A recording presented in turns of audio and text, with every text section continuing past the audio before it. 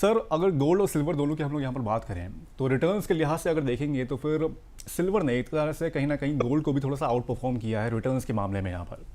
Sir क्या लग रहा है कि जो गोल्ड ईटीएफ है उसको हटा के मतलब सिल्वर ईटीएफ ज़्यादा पसंदीदा यहाँ पर लोगों का बनता जा रहा है, ज़्यादा पसंदीदा निवेशकों के लिहाज से अगर देखा जाए तो वो ज़्यादा इसको कंसिडर कर रहे हैं? डेफिनेटली क्योंकि देखा ना, मैंने जैसे शुरू में कहा कि सिल्वर को गोल्ड मेडल मिल गया है क्योंकि सिल्वर को गोल्ड का ऑल्टरनेटिव देखने लगे हैं। जैसे गोल्ड ने इतने सालों में रिटर्न्स दिया है, वैसे ही वो सिल्वर को भी एक्सपेक्ट कर रहे हैं कि वो रिटर्न्स देगा आगे जाके। उसके कुछ कारण भी है, जैसे हमने ग्लोबल इकोनॉमी के बारे में बात की, उनके डिमांड के पॉइंट ऑफ व्यू की बात की। तो गोल्ड के सामने है ना थोड़ा सिल्वर और अभी कम ऐसा देखने जाए तो सस्ता साबित हो रहा है, क्योंकि आज के दिन में अगर गोल्ड आगे जाकर इतना अगर रिटर्न्स अच्छा देने वाला है तो जो प्राइस में मुझे मिल रहा है तो मैं वो प्राइस में उसको लेने के लिए तैयार हो जाता हूँ। और जिस हिसाब से डिमांड और उसकी जो वैल्यू बढ़ने वाली है, उससे भी मुझे लग रहा है कि सिल्वर मुझे अच्छे रिटर्न्स देंगे आने वाले सालों में। तो ये भी बहुत सारे ऐसे कारण है जो जुड़े हुए हैं गोल्ड के सामने, अगर गोल्ड ईटीएफ के सामने अगर सिल्वर ईटीएफ को रखे तो।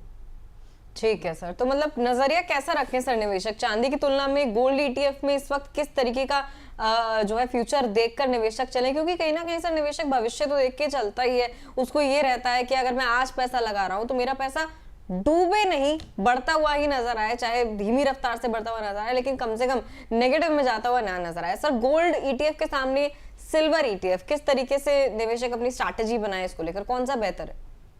देखिए, बेहतर के पॉइंट ऑफ व्यू से मैं अभी भी ये कहूंगा, आई थिंक कुछ दिनों पहले हमने एक शो जब किया था तभी भी मैंने ये कहा था कि आपके पोर्टफोलियो में दोनों होना चाहिए।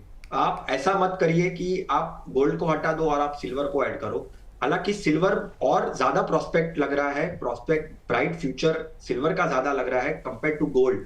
बट दोनों की बहुत ही जरूरत है, क्योंकि कहीं ना कहीं अगर देखेंगे ना तो गोल्ड भी सिल्वर के साथ बढ़ेगा, राइट। और गोल्ड को हमेशा ऐसा माना जाता है कि बहुत ही फेवरेट कमोडिटी बन के रहा हुआ है, तो उसको इग्नोर नहीं कर सकते। आप ऐसा करिए कि आप दोनों में निवेश करिए और दोनों में इक्वली एक्सपोजर ले, और फिर देखते हैं कि भाई आपको सिल्वर ज्यादा रिटर्न देता है कि गोल्ड देता है। दिख अभी रहा है कि डेफिनेटली सिल्वर ज्यादा रिटर्न देगा, पर गोल्ड भी ऐसा मौके आएंगे जहां पे गोल्ड भी आपको अच्छे रिटर्न्स दे सकते हैं। तो दोनों को रखिए, दोनों को शामिल करिए और दोनों को इक्वल प्रोपोजिशन में शामिल करिए, ये मेरा मानना है। गोल्ड और सिल्वर चाहे दोनों एसेट हैं, मतलब एक तरह से अपने पोर्टफोलियो में यहाँ पर इन दोनों का एलोकेशन भी होना बेहद ज़रूरी है। यह आपके एक तरह से पोर्टफोलियो को बैलेंस कर सकता है यहाँ पर।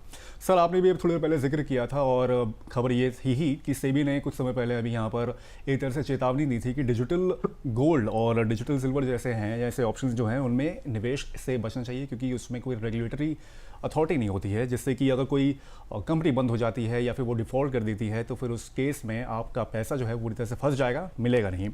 सर उस कंडीशन को अगर यहाँ पर देखा जाए तो क्या पूरी तरह से सिल्वर ईटीएफ की वहाँ पर और गोल्ड ईटीएफ के लिए यहाँ पर एक तरह से पैरवी की गई है? क्या ये ईटीएफ जो होते हैं पूरी तरह से रिस्क फ्री होते हैं?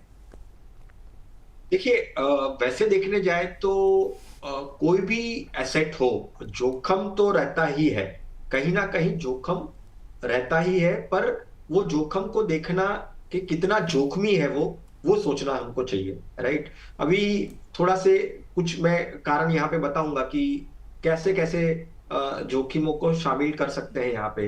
अगर हम सिल्वर ईटीएफ की बात करें, पहले तो वॉलेटिलिटी देखेंगे ना, पास्ट में भी देखेंगे ना, तो गोल्ड से ज्यादा वॉलेटाइल सिल्वर रह चुका है, राइट। तो वॉलेटिलिटी काफी ज्यादा होती है सिल्वर में। फिर सप्लाई का भी एक इश्यू देखना चाहिए, क्योंकि ईटीएफ में वॉल्यूम अगर कम है, लिक्विडिटी अगर कम है तो लिक्विडिटी रिस्क भी आता है। और ग्लोबल के कॉन्टेक्स्ट में देखें तो प्राइस पॉइंट ऑफ व्यू से सप्लाई में भी इश्यू आ सकते हैं। तो ये एक चीजें सोचनी चाहिए और समझनी चाहिए।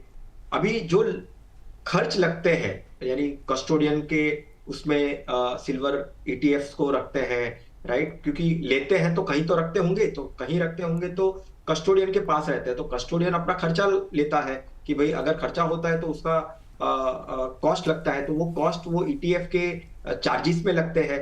तो कहीं ना कहीं अगर वो बढ़ गए तो ओवरऑल एक्सपेंसेस बढ़ जाएंगे।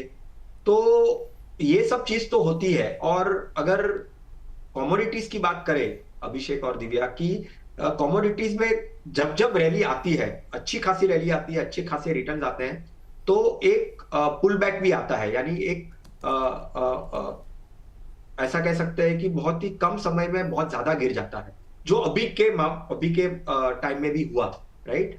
तो ये सब जोखिम को अगर वो लोग समझते हैं, इन्वेस्टर समझते हैं और लेकर चलते हैं, और या तो क्लियर स्ट्रेटेजी है कि नहीं मुझे उसको लॉन्ग टर्म तक रखना है, चाहे बीच में कितनी भी वॉलेटिलिटी आए या कितना भी कुछ हो, मुझे उसको पोर्टफोलियो में शामिल करना है, तो मेरे जो अदर एसेट्स है उसको हेज के सामने मैं ऐसे कमोडिटीज को रखता हूं, जिससे मेरे बाकी कोई एसेट्स को कोई प्रॉब्लम आए तो सामने ऐसा कोई एसेट होना चाहिए जो उसको डाउनसाइड को प्रोटेक्ट करे, हेज करे और मुझे कुछ रिटर्न्स ला कर दे।